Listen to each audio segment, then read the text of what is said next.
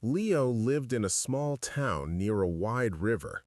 The town was quiet, and most days were the same.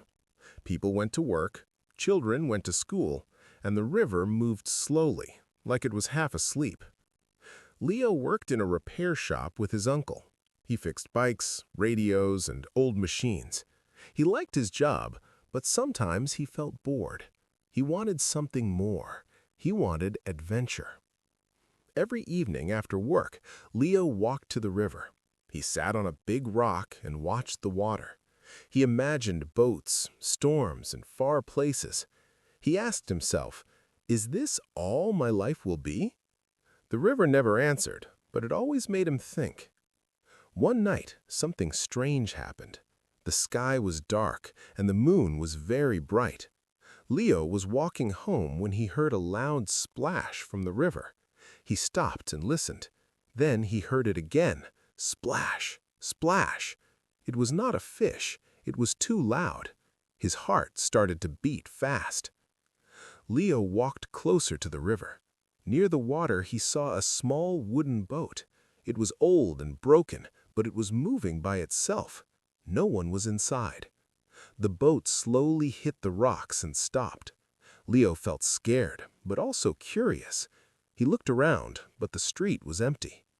Inside the boat, he saw a bag. It was wet and heavy. Leo opened it and found a map, a small metal box, and a letter. His hands were shaking as he opened a letter. It said, "If you find this, you are the one. The river will guide you. Trust it. Do not turn back." Leo did not understand the letter, but he felt something change inside him. This was not normal. This was not boring life. This was a mystery. The next morning, Leo could not stop thinking about the boat. He showed the map to his uncle, but his uncle laughed and said, "It's just an old map. Forget it." But Leo could not forget. The map showed the river, the forest, and a place called Black Hill. There was a red mark there. That night, Leo made a decision.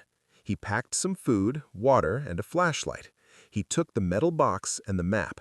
Then he walked to the river. The same boat was there, waiting. It moved a little, like it knew him.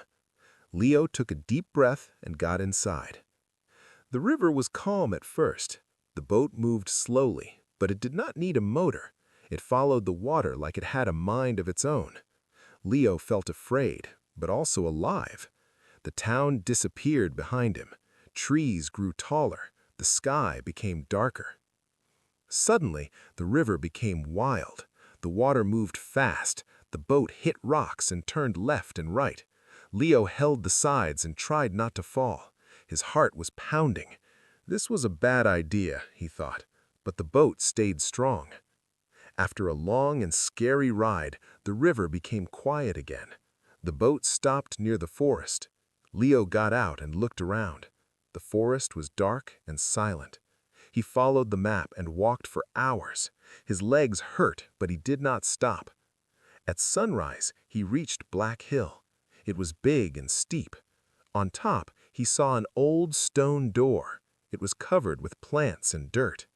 Leo pushed the door, and it opened slowly with a loud sound. Inside, it was cold and dark. He used his flashlight and walked in. The walls had old drawings of the river and people in boats. In the center of the room, there was a stone table. Leo put the metal box on it. Suddenly, the box opened by itself. Inside the box was a small blue stone. It was glowing softly. When Leo touched it, he saw images in his mind. He saw the river, the town, and people in danger. He saw floods and broken houses. He understood then. The stone was a warning. A voice filled the room. It was calm but strong. The river protects life, but it must be respected. The town has forgotten this. You must help them remember. Leo was scared, but he nodded. "I will try," he said. The stone stopped glowing. The door opened again. Leo ran back to the river. The boat was waiting. This time, the river was calm. It felt friendly. When Leo returned to town, people were shocked to see him. He told them about the stone and the danger. At first, they did not believe him, but then the river started to rise. The water moved closer to the houses. The town worked together. They moved people, protected homes, and cleaned the river. They stopped throwing trash into the water. They listened. The flood did not destroy the town. The river became calm again. Days later, Leo returned the stone to the metal box and placed it back in the boat. The boat moved away and disappeared. Life in the town changed. People respected the river. Leo returned to his job, but he was not bored anymore. He knew he was part of something bigger. Every evening he still sat by the river, but now when he looked at the water, he smiled. The river did not answer, but it remembered him.